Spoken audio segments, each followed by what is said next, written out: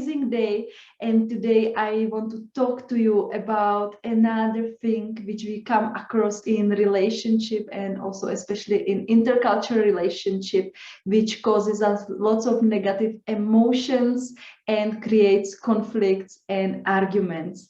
I am talking about catastrophic thinking, and today I am going to give you seven tips how to keep the catastrophic disasters thoughts at bay.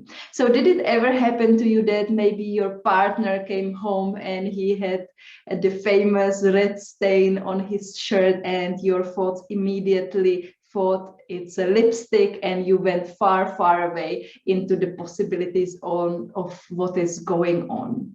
Or perhaps you had this huge argument and your thoughts start to race, and it was all about that now he's going to break up with me. This is the beginning of the end, and there is no other way how this nasty argument can end up in other way than breaking up.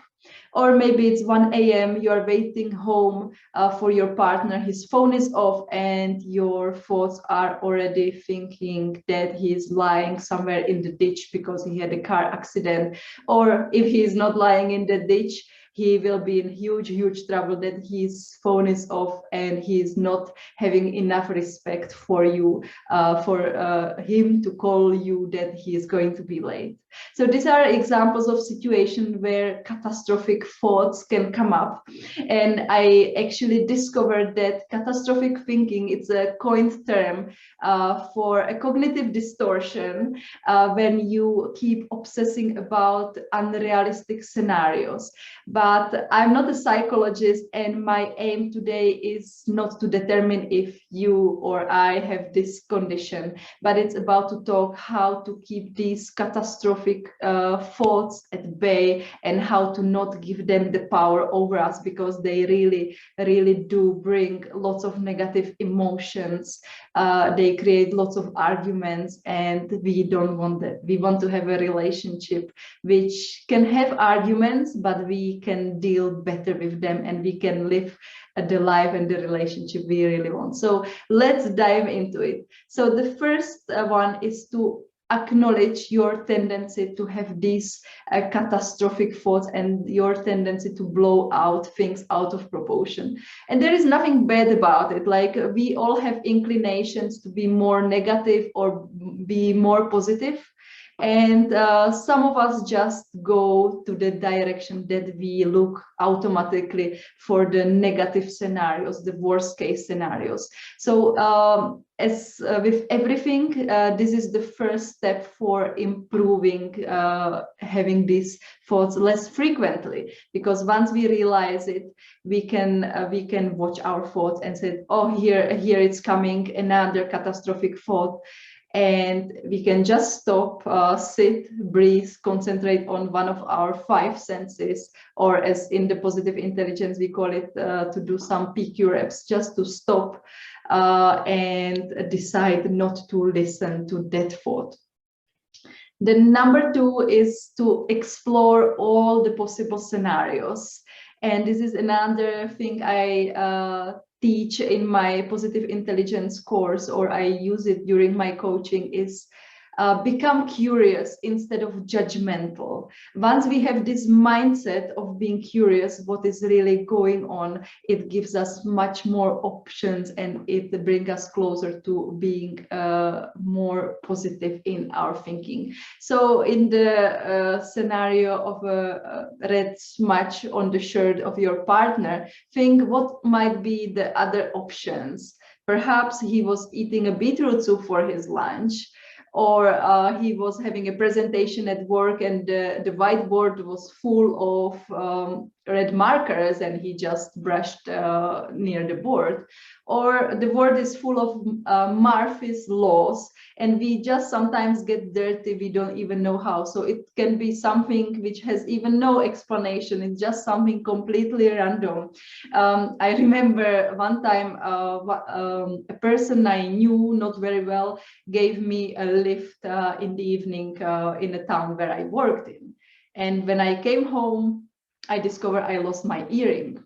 So now I got thinking, if his wife would have this tendency to see the worst case scenario, he would be in a huge trouble, because how it can look. You find an earring which is not yours in your husband's car. And he was completely innocent. He just gave a lift to somebody he didn't even know properly, and she just lost the earring there. It's so random, and it can seem unbelievable, but it's happening. And this is one thing which Africa trained me on, that there are so many things which you would think that it can never happen, but they really do happen. Or maybe other scenario can be that your partner, he bought a raspberry ice cream to his son, and it inevitably ended up on his shirt. And this is actually what happened to me a couple of weeks ago, which gave me the idea to use this example in this video, because it doesn't look nice if we have this this tendency to think negative thoughts. But you see this stain on the shirt, and you start wondering, and then you go to the kitchen when you see this big dirty jar of raspberry ice cream, and you are like, oh my God, this is what happened to the shirt. So the tip number 3 is use your logic. I know sometimes this is really, really hard, especially when we are in the midst of our emotions and we are going in the direction of really, really negative thoughts. But this helps to really stop. After you stop, after you breathe, after you calm down a bit, think like, what are really the chances of this worst case scenario happening? Here, the perfect example is the planes. Like, for example, me, I am also scared of flying, which is funny because I live in Zambia, which is thousands of kilometers away from my home country, and I had a job where I had to fly frequently to the other side of the world, but I'm still scared of flying. And knowing that actually plane is the safest mode of transport makes me feel better. So once you think that, oh, is it really likely that this worst case scenario will happen? Most of the times the answer is no. And with this, you can feel slightly better, knowing that it's just your mind playing tricks. So number 4 is, don't give the catastrophic thought the power over yourself.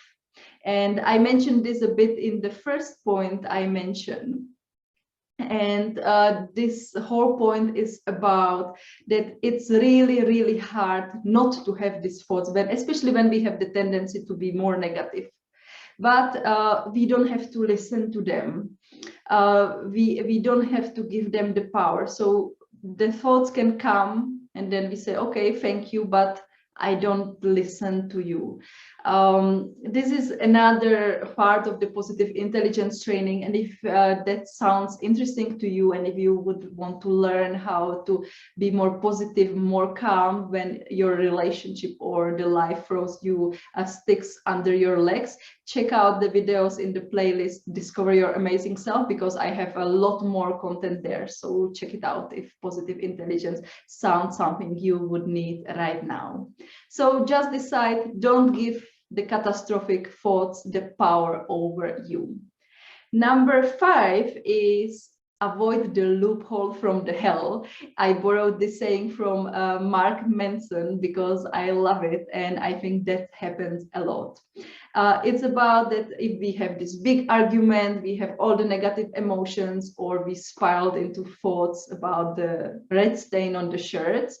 Often then we realize that it was not based on anything, or it was really just what it was, the catastrophic thought. And we start feeling bad about these thoughts. So the loophole from hell is basically feeling bad about feeling bad. And you see how this can spiral.